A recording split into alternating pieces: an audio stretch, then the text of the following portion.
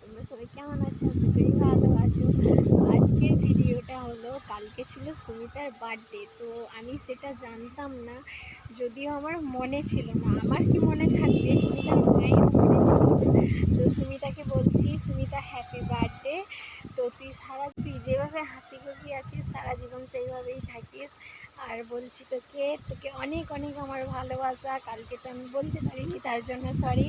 আর তোকে কোনো গিফটও দেওয়া হয়নি। আর কি বলবো, এত বাতাস হচ্ছে, তোমরা শুনতেই মানে বুঝতেই পারবে যে ভিডিওটা দেখলে যে হ্যাঁ, এখানে প্রচণ্ড বাতাস হচ্ছে।